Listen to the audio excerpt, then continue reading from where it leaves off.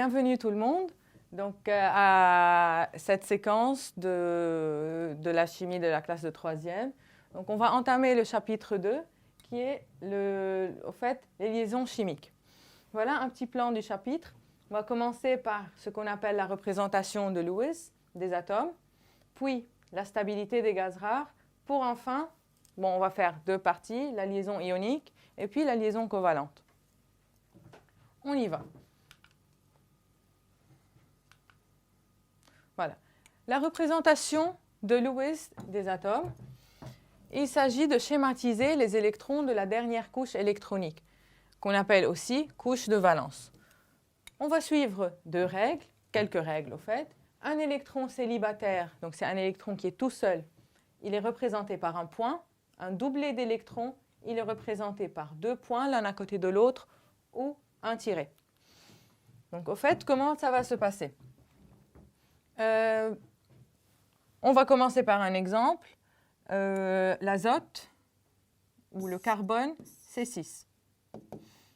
Donc, quelle est la configuration électronique du carbone ? K2, L6.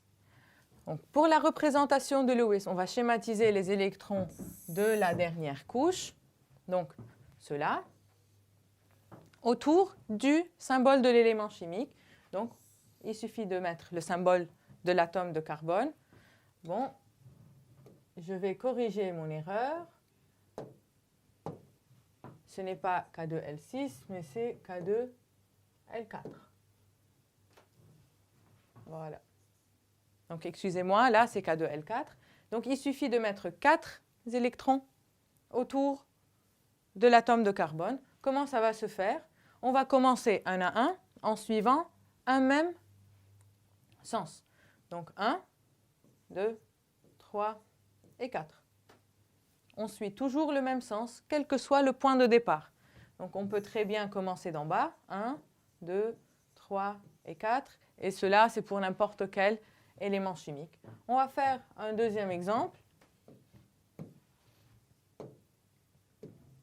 On prend l'exemple de l'azote, N7, configuration électronique K2L5.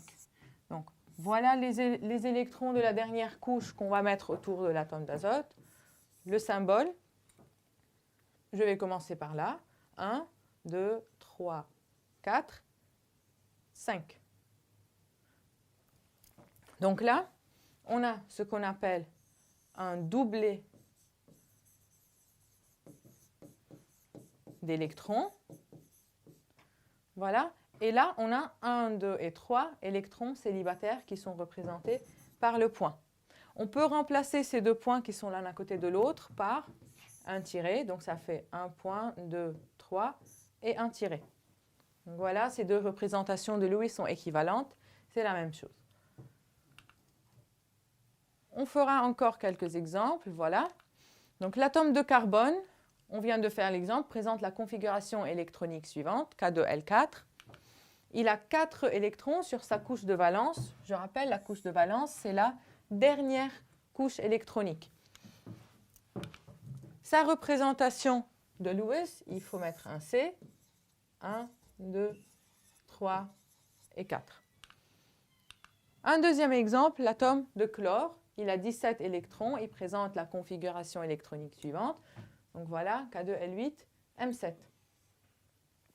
Et on va donner la représentation de Lewis. Voilà le symbole de l'élément chlore avec 1, 2, 3, 4, 5, 6, 7. On va répartir les 7 électrons autour du symbole de l'élément. On peut remplacer les doublés qui sont en 2 points par des tirets. Donc, ça fait 1, 2, 3. Et voilà. Dernier exemple. L'atome d'hydrogène, Z égale à 1, présente la configuration électronique suivante. Il a un seul électron sur sa couche de valence. Donc, pour la représentation de Lewis, on va mettre l'hydrogène avec un électron. On peut le mettre n'importe où, c'est la même chose.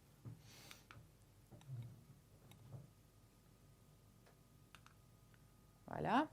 Remarque, la couche de valence est la dernière couche électronique. Donc là, il y a 3 termes avec le mot valence. Donc, pour ne pas confondre, dépendamment des exercices et de la suite du cours, on va mettre les points sur les i là. La couche de valence, il s'agit de la dernière couche électronique. Le nombre d'électrons de valence, donc au fait, c'est le nombre d'électrons de la dernière couche. Et lorsqu'on dit la valence d'un atome, c'est le nombre d'électrons célibataires de la dernière couche.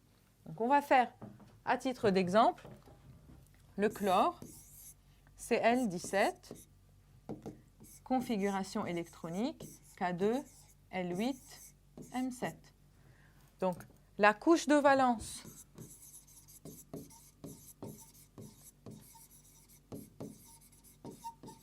donc, c'est la couche M, voilà.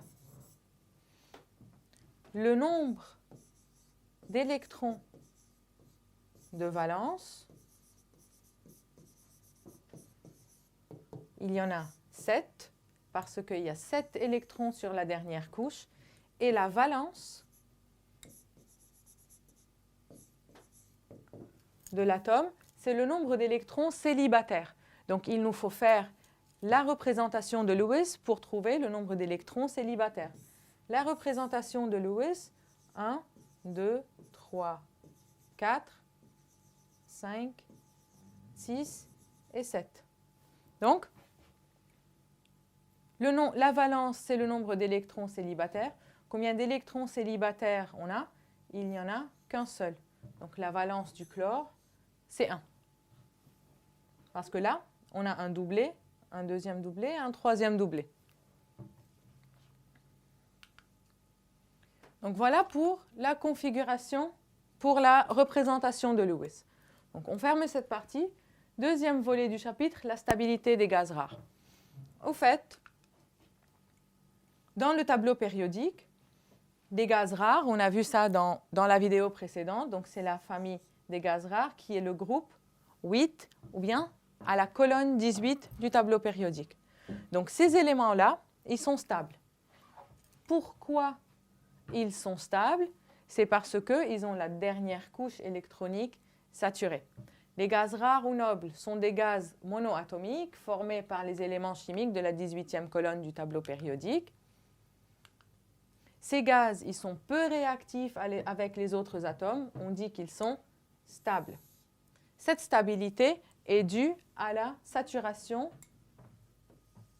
de la couche externe de ces éléments. Donc, on a le premier gaz rare. Les voilà. Ils appartiennent au groupe 8. Le premier gaz rare est l'hélium. Son numéro atomique, Z égale à E, donc sa configuration électronique est K2. Le deuxième, il est le néon qui est juste en bas. Donc, configuration électronique K2L8. Le troisième, qui est le dernier, Z égale à 18, configuration électronique K2L8, M8. Donc, ces trois éléments, ils se situent les trois à la dernière colonne. Et en regardant leur configuration électronique, on voit bien que la couche K, elle est saturée. La dernière couche qui est elle, ici, elle est saturée. Et celle-là, elle est aussi saturée. Donc, ces trois éléments qui appartiennent tous au groupe 8, ils sont tous stables. Pourquoi? Parce qu'ils ont leur dernière couche électronique saturée. Donc, des éléments stables, ils sont peu réactifs et ne vont pas faire des liaisons chimiques. Voilà. Dans la nature, tout élément chimique tend à devenir stable. Donc, au fait, en gardant en tête que voilà les éléments stables du tableau périodique, ceci veut dire que tous les autres éléments ne sont pas stables. Et ils vont tous avoir tendance à se stabiliser pour devenir, comme l'hélium, le néon et l'argon, stables avec donc une configuration électronique avec la dernière couche saturée. Donc, Dans la nature, tout élément tend à devenir stable et à acquérir la configuration électronique du gaz rare le plus proche. On en a 3, hélium, argon et néon, avec soit 2 électrons, et donc là on parle de la règle du Dewey, soit avec 8 électrons sur la dernière couche, et là on parle de la règle de l'octet. Pour cela, donc, les atomes, ils peuvent gagner, perdre ou partager des électrons. Donc avant de continuer, on va faire un exemple. Le fluor F9. Est-ce qu'il est stable ou pas? Pour savoir, il faut voir sa configuration électronique. Donc, sa configuration K2L7. Est-ce qu'il a une dernière couche qui est saturée? Non. Donc, il est instable. Pour qu'il devienne stable, le fluor a besoin, il lui manque un électron. Parce que s'il va gagner un électron, on va lui ajouter un électron, il aura la configuration électronique, donc plus un électron, il aura la configuration électronique K2L8 qui est stable parce que la couche L, elle est saturée. Donc, pour devenir stable, les atomes peuvent perdre des électrons pour donner des ions chargés positivement les cations. Ils peuvent gagner des électrons pour donner des ions chargés négativement, les anions. Donc là, je mets un signe moins, là, je mets un signe plus. Et comme ils peuvent partager des électrons avec d'autres atomes pour construire des molécules. Donc là, on ne va pas parler de gain ni de perte, donc de partage d'électrons.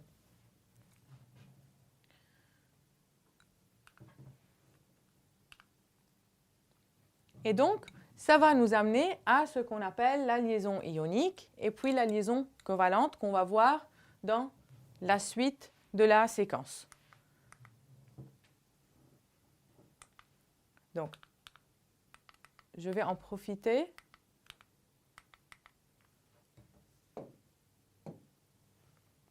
On va faire un exemple, encore. Si on prend l'exemple du magnésium, Mg12. Configuration électronique, K2, L8, M2. Est-ce que le magnésium est stable? Non, parce que sa dernière couche n'est pas saturée.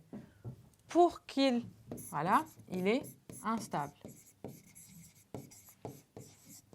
Pour qu'il se stabilise, il a besoin de perdre ces 2 électrons. Comme ça, il aura une configuration électronique stable avec une dernière couche saturée. Donc, lorsque le magnésium va perdre 2 électrons, il va devenir chargé positivement et donner l'ion Mg2+. On prend encore un autre exemple d'ion négatif. Donc, le chlore, le fameux chlore, K2, L8, M7. Le chlore n'est pas stable. Sa dernière couche électronique n'est pas saturée. Donc, pour qu'elle devienne saturée, donc là, on dit qu'il est instable. Et pour que le chlore se devienne saturé, il faut qu'il gagne un électron. Il aura donc la configuration électronique K2L8M8. 7 plus 1, ça fait 8. Voilà. Il est stable, mais il s'agit de l'ion chlorure Cl- qui est stable. Et on dit là qu'il satisfait la règle de l'octet. Octet pour 8. C'est qu'il s'est stabilisé avec 8 électrons sur la dernière couche. Un dernier exemple, le lithium. Li3. Configuration K2, L1. Le lithium n'est pas stable. Sa dernière couche n'est pas saturée.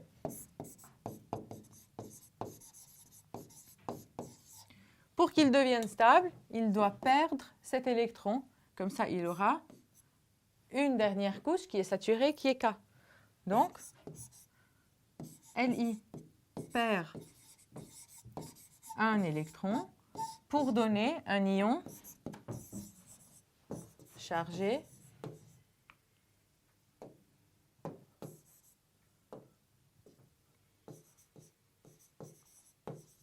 positivement, qui est Li+. Et Li+, il a une configuration électronique stable et on dit qu'il satisfait la règle du Dewey parce qu'il se stabilise avec 2 électrons sur la dernière couche. Donc, voilà pour la stabilité des gaz rares. En résumé, donc, tous les éléments du tableau périodique ne sont pas stables. Donc, je reviens au fameux tableau périodique.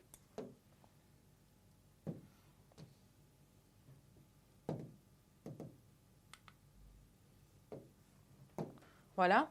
Voilà les éléments du tableau périodique. On a dit que les éléments stables sont les éléments de la 18e colonne. Sinon, tous les autres éléments ne sont pas stables. Ils n'ont pas une dernière couche électronique saturée et ils vont tous avoir tendance à ressembler à ces éléments de la dernière colonne. Comment ceci va se faire? Donc, soit en perdant, soit en gagnant des électrons, soit en mettant en commun des électrons. Et là, on va parler de la liaison covalente, donc dans la suite de la séquence. Donc, je m'arrête là pour aujourd'hui, pour cette vidéo, au fait. Et bon travail, bon courage à tous.